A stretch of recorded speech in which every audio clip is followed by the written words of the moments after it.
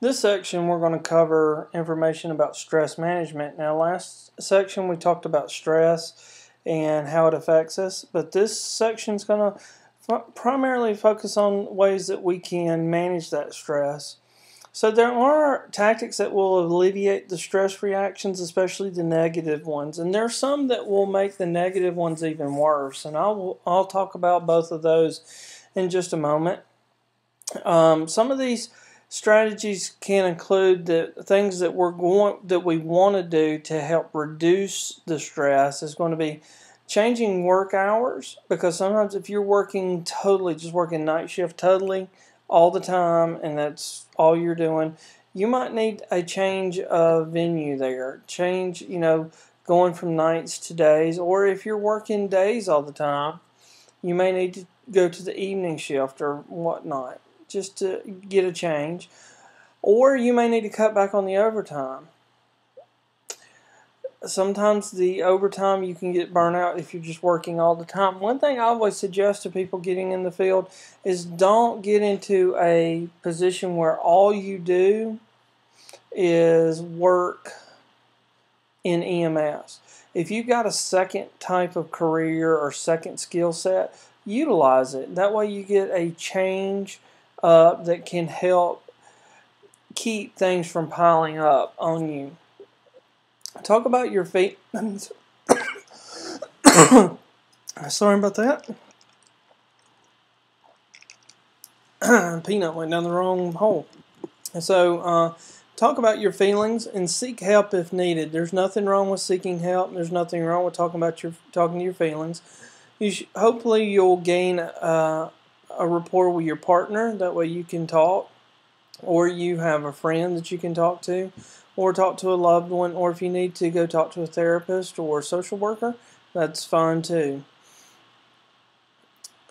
Try to adopt a relaxed philosophical outlook. Don't think that everything's doom and gloom. Just kind of relax, and don't get too relaxed where you don't care, but just don't let if something happens, don't let your whole world come crashing down. And to minimize the physical response to stress, things that you can do there is you can go out, go walk, go run, do some things, have a hobby that you like. It's not the event, but the person's reactions that determines the level of stress. Something can happen and it affects you to the point where you're having a ton of stress, and I could be right there by your side and it may not affect me the same way.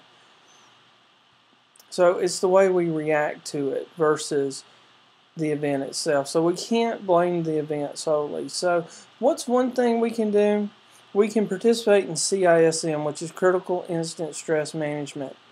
And this was developed to address the acute stress situations, and it's typically held soon after the event occurs, so that you can get out and you can debrief. You can talk about the way you feel, and instead of letting it bottle up inside. And I call it, if you let it stay inside, it's kind of like throwing things under a rug. If you keep putting things under the rug, eventually you're going to trip on the rug and you're going to crash, and things are going to be bad. So you don't want to just keep bottling things up and putting it under the rug.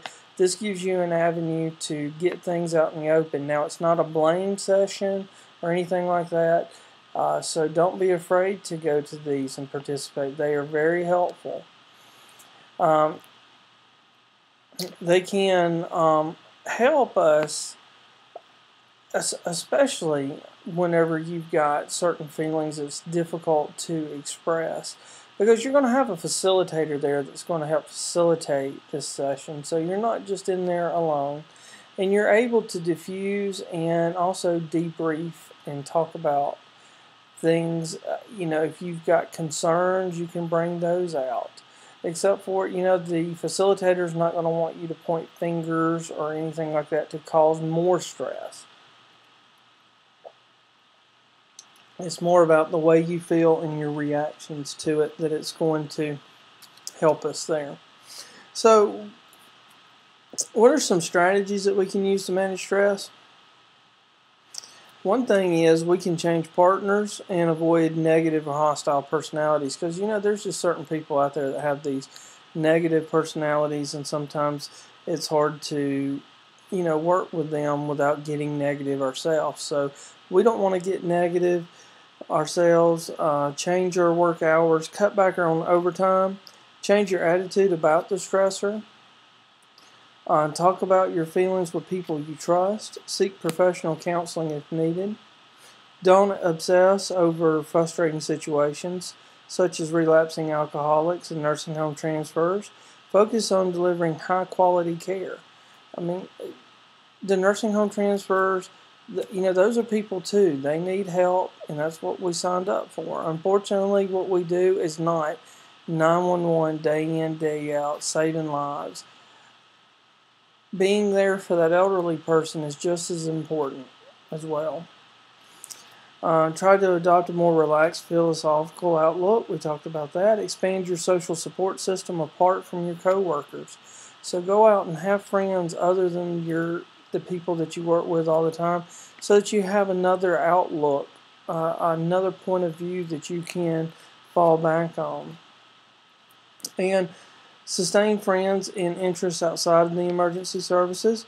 Minimize the physical response to stress by using various techniques, including deep breathing to settle your anger response, periodic stretching, slow deep breathing, regular physical exercise, progressive muscle relaxation or meditation, and limit intake of caffeine, alcohol, and tobacco use.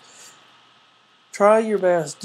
Please do not fall back on substances to help you with the stress. If you're starting to get to that point, you've got to say time out and ask someone for help, because that's not the answer. And I've just seen it way too many times.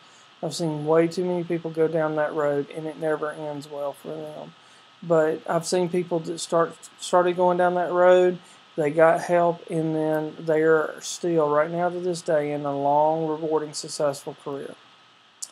So this ends the Part 14 section on managing stress. Just remember, when you're managing stress, to be willing and open to talk to someone.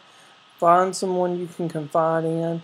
Don't let the stress build up. It will continue to build if you allow it, but if you choose to, you can manage it appropriately. You can manage it in ways by talking, by having a hobby such as something that you like, as long as it's not self-destructive, and so on, and you'll be able to progress in this career and not become one of the burnout medics that we all know about. And that's the last thing I know that you want. And people ask, well, how did they get there? Well, how they got there is they started out and they were too prideful to ask for help. So don't get there. And if at any time, if anybody wants to talk in more depth about this stuff, please feel free to let me know, and I'll be glad to talk to you even more one-on-one. I've had several classes on how to deal with this stuff and help employees deal with it, and I can be a resource for you if needed. And just let me know. So as always, if you have any questions, please feel free to let me know.